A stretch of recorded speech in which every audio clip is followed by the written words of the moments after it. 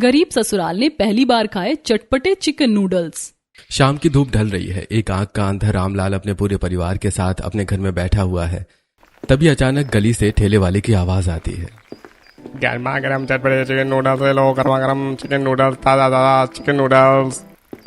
आवाज सुनकर धीरे धीरे लोगों की भीड़ उसके ठेले के आसपास इकट्ठा होने लगती है। इधर रामलाल की बेटी शिखा ठेले वाले की आवाज सुनकर खिड़की से झांकते हुए अपनी माँ से, माँ जरा बाहर खिड़की से झांक कर देखो तो सही, वही चटपटे चिकन नूडल्स वाला फिर से हमारी गली में आया है। उसके ठेले पर इतनी भीड़ लगी है कि लोग लाइन लगा कर खड़े हैं। हम लोग कभी अपने घर में चिकन नूडल्स क्यों नहीं खरीदते और खाते।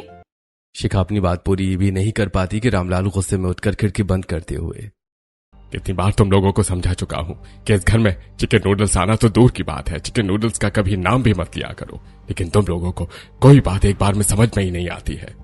क्यों जी, आप जरा सी बात पर इतना गुस्सा क्यों करने लगते हैं। अरे बच्ची ही तो है, उसने बस बाहर ठेले वाले को देख कर एक बार नाम ही तो ले लिया, इसमें इतना भड़कने की क्या जरूरत है।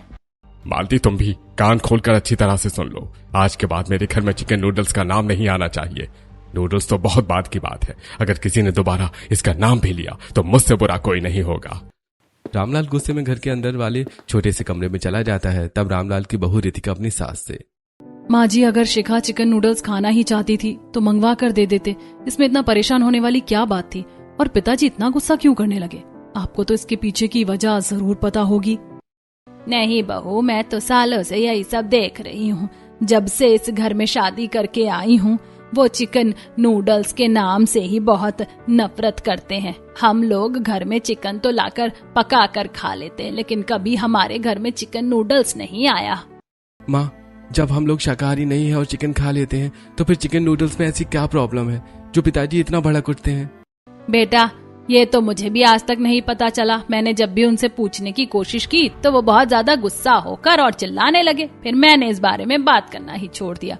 तुम लोग भी इस बारे में बात ना ही करो तो अच्छा है।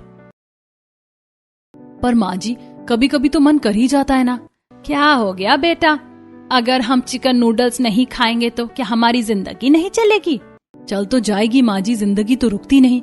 बस तो फिर बात यहीं खत्म करो। अब दोबारा इस घर में इस बारे में कोई बात नहीं होनी चाहिए। जो तुम्हारे पिताजी को पसंद नहीं वो बात इस घर में होनी ही नहीं चाहिए। बस बात खत्म।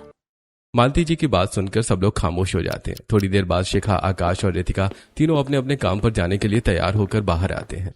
ठीक है माँ, अब मैं कॉलेज जा रही हूँ, लेकिन भैया मेरे कॉलेज की फीस का क्या होगा। मैं कब से मांग रही हूँ, 2 महीने की फीस बैलेंस हो चुकी है। अगर इस महीने भी नहीं दूंगी तो कॉलेज वाले मेरा नाम काट देंगे। तू चिंता मत कर शिखा, तू आराम से कॉलेज जा। हम जैसे तैसे पैसों का इंतजाम कर लेंगे, तेरा नाम बिल्कुल भी नहीं कटेगा। चलो माँ, अब मैं भी चलता हूँ काम पर। और चलो रितिका, तो मैं तुम्हारे पार्लर के रास्ते पर छोड़ दूंगा। दोनों साथ ही चलते हैं। आकाश और रितिका दोनों घर के बाहर निकलते हैं और अपने काम पर जाते हुए बारिश के कारण हुई कीचड़ में संभल संभल कर पैर रखते हुए बातें करते हैं। आकाश, हमारे घर के हालात कितने खराब होते जा रहे। पिताजी की एक आंख तो किसी हादसे के कारण पहले से ही खराब है, और अब दूसरी आंख से भी लगातार पानी बहता रहता है। उन्हें धुंधला भी दिखने लगा है। हाँ रितिका, डॉक्टर ने साफ साफ कहा है कि जल्दी से आंख का इलाज कराना पड़ेगा, नहीं तो वो भी आंख पूरी तरह से खराब हो जाएगी और पिताजी अंधे हो जाएंगे। इसीलिए तो मैंने भी पार्लर में छोटी मोटी नौकरी कर ली है, ताकि मैं आपका थोड़ा सपोर्ट कर सकूं। लेकिन वो पार्लर वाली मालकिन मुझे बहुत कम पेमेंट देती हैं और बात बात पर परेशान करती हैं। रितिका, सचमुच तुम मेरा इतना साथ दे रही हो, मुझे इस बात की बहुत खुशी और गर्व है। मैं तुम्हारी इस भलाई को कभी नहीं भूलूंगा। अच्छा ये बताइए, आप इतनी अच्छी ड्राइविंग करते हैं, सेठ जी की गाड़ी चलाते हैं और गोडाउन का इतना काम करते हैं, आपने उनसे अपनी पेमेंट बढ़ाने के लिए नहीं कहा? कहा तो था रितिका, लेकिन वो सेठ सुनता ही कहाँ है। वो तो सीधे सीधे कहता है कि बस इतने में ही काम करना है तो करो, वरना रास्ता नापो। बातें करते करते वो दोनों सड़क के किनारे बने एक बड़े पार्लर के सामने पहुंच जाते हैं। तब रितिका, ठीक है आकाश, मेरा पार्लर आ गया, अब आप भी जाइए और शाम को लेने आ जाना। आकाश वहां से चला जाता है और रितिका पार्लर के अंदर आती है। पार्लर में चारों तरफ बड़े बड़े आईने और चमचमाती लाइटें लगी हैं। मालकिन कीर्ति काउंटर पर बैठी अपने नाखून देख रही है, रितिका को देखते ही गुस्से में बोलते हुए, क्यों री रितिका, पूरे 10 मिनट लेट आई है। ये क्या तेरे बाप का पार्लर है जो जब मन चाहा चली आई? मैडम जी, वो बाहर बारिश का मौसम है ना, तो रास्ते में बहुत ज्यादा कीचड़ और पानी भरा हुआ था, इसीलिए मैं धीरे धीरे आ रही थी, तो आते आते थोड़ी सी देर हो गई। सुन रितिका, ये सब फालतू के नाटक और बहाने यहाँ नहीं चलेंगे। एक तो तुझे काम का काका गागा भी नहीं आता है, तू पढ़ी लिखी भी नहीं है, ऊपर से मैंने तरस खाकर तुझे नौकरी दी और तू आए दिन नए नए बहाने बनाती रहती है। ठीक है मैडम जी, गलती हो गई, मैं अभी सारा काम निपटा देती हूँ। जल्दी पूरे पार्लर की साफ सफाई कर, कोने कोने से कचरा साफ होना चाहिए और फर्श पर पड़े ये औरतों के कटे हुए बालों को अपने हाथों से उठाकर डस्टबिन में डाल। रितिका बिना कुछ कहे कोने से झाड़ू पोछा उठाती और काम में लग जाती है। वो फर्श पर गिरे गंदे बाल हाथों से उठाकर टोकरी में डालती है। थोड़ी देर बाद दोपहर का समय होता है।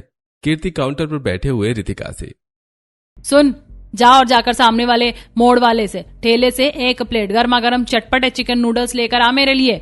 जी मैडम जी, मैं अभी जाकर लेकर आती हूँ। रितिका पैसे लेकर पार्लर से बाहर निकलती है और ठेले वाले के पास पहुंचती है। ठेले वाला कढ़ाई में नूडल्स, चिकन के टुकड़े और मसाले डालकर चला रहा है। रितिका नूडल्स का डब्बा पैक करवाती और भाप उड़ते डिब्बे को हाथ में लेकर पार्लर की तरफ वापस आते हुए मन ही मन, वाह क्या जबरदस्त खुशबू है इसकी, कितना अच्छा लगता होगा ये खाने में, सिर्फ खुशबू से ही मुंह में पानी आ रहा है।